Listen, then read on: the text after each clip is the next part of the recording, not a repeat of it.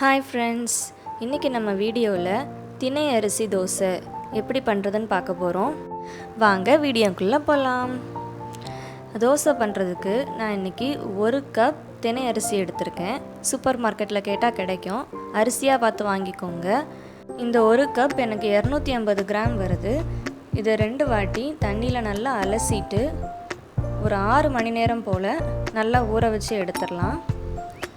அதுக்கப்புறமா ஒரு 1/4 கப் உளுத்தம்பருப்பு எடுத்திருக்கேன். கூடவே ஒரு சின்ன டீஸ்பூனில் வெந்தயம் சேர்த்துக்கலாம். இதையும் நல்லா தண்ணியில் அலசிட்டு ஒரு 6 மணி நேரம் போல் நல்லா ஊற வச்சு எடுத்துக்கலாம்.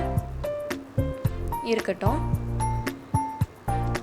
அரைக்கிறதுக்கு ஒரு 1/2 மணி நேரத்துக்கு முன்னாடி சிகப்பு அவல் ஒரு 1/4 கப் எடுத்து அதையும் 2 வாட்டி தண்ணியில் நல்லா அலசிட்டு நல்லா ஊற வச்சு எடுத்துக்கலாம். வெள்ளை அவல் இருந்தால் நீங்கள் அதை கூட யூஸ் பண்ணிக்கலாம். எல்லாம் நல்லா ஊறினதுக்கப்புறமா ஒரு மிக்சர் ஜார் எடுத்து அதில் தினையை சேர்த்துக்கலாம். அது கூட நம்ம ஊற வச்ச உளுத்தம்பருப்பையும் சேர்த்துக்கலாம்.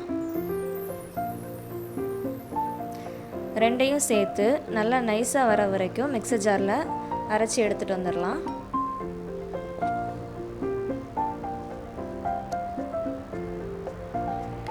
நல்லா மையாக அரைச்சி எடுத்துகிட்டு வந்தாச்சு. இதை ஒரு பாத்திரத்தில் மாற்றிட்டு அதுக்கப்புறமா அது கூட சிகப்பு அவலை சேர்த்து அரைச்சிக்கலாம். இதை தனியாகவே அரைச்சிக்கோங்க, அப்போ தான் நல்லா அரையும்.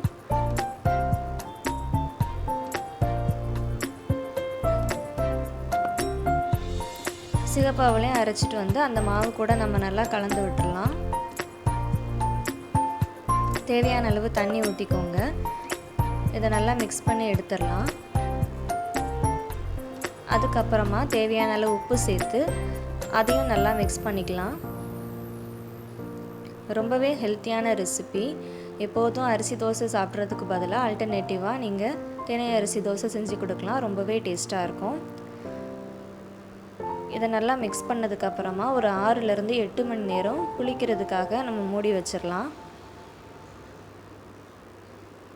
ஒரு 6 மணி நேரத்துக்கு அப்புறமா எடுத்து பார்க்கும்போது பாருங்கள், நல்லா பொங்கி வந்திருக்கு, நல்லா மாவு புளிச்சிருக்கு.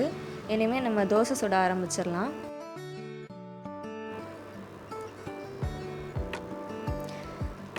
ஒரு தோசைக்கல்லை எடுத்து அதை நல்லா சூடு பண்ணிக்கோங்க. அதுக்கப்புறமா ஒரு கரண்டி மாவு எடுத்து அதை நல்லா விரித்து எடுத்துடலாம். நம்ம நார்மல் தோசை செய்கிற மாதிரி தான் இதுவும்.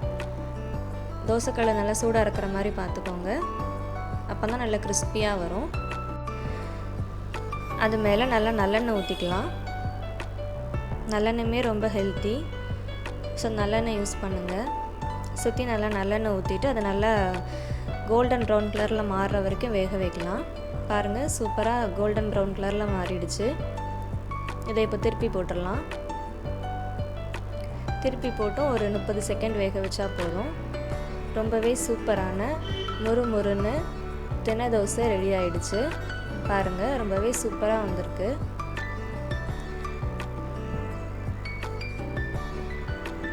குழந்தைங்களாம் நல்லா விரும்பி சாப்பிடுவாங்க. நல்லா டேஸ்ட்டாகவே இருக்கும். இது கூட நல்லா காரசாரமாக தேங்காய் சட்னி வச்சு பரிமாறினீங்கன்னா ரொம்பவே சூப்பராக இருக்கும். எல்லோரும் இதை உங்கள் வீட்டில் ட்ரை பண்ணி பாருங்கள். எப்படி இருந்ததுங்கிற உங்கள் கருத்துக்களை கமெண்ட் செக்ஷனில் கமெண்ட் பண்ணுங்கள். ரொம்பவே டேஸ்ட்டாக இருக்கும். இந்த வீடியோ உங்களுக்கு பிடிச்சிருந்துச்சுன்னா AJ Wonders சப்ஸ்கிரைப் பண்ணுங்கள், ஷேர் பண்ணுங்கள், லைக் பண்ணுங்கள். தேங்க்ஸ் ஃபார் வாட்சிங்.